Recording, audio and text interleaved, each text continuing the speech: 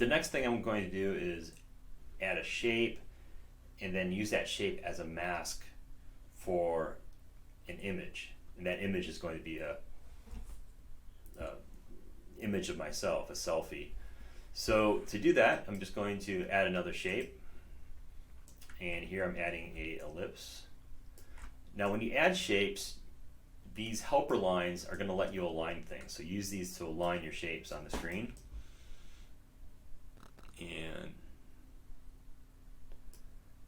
that is in the middle of the screen there. And you'll notice too, with your various screens that you have, they're numbered 1, 2, 3. This is 1, 2, 3 going across. And anything that I add for 1, for example, will stay within this one layer here. And you can click on this little triangle to close it up and open it up. But I know the ellipse is on screen 1. Now if I want to add an image, I can go back to the menu bar and go to the part of the menu bar that lets me select shapes, go back into place image, and I'm going to find my image here. So I know I have one somewhere. Here it is. So I'm going to select that, hit open, and you can drag this kind of on top of that shape that you had. And then what you can do is select the shape, go into the first icon, which is your hamburger menu, go to Object, and find Use a Mask. So you go to the hamburger menu, go to Object, and find Use a Mask.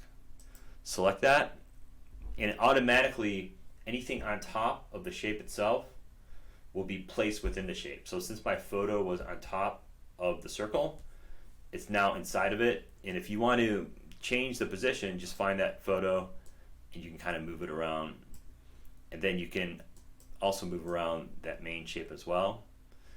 If you want to move around both of them, just select both, and you'll select both by selecting both in the layers here, and just move and drag and change the position of both.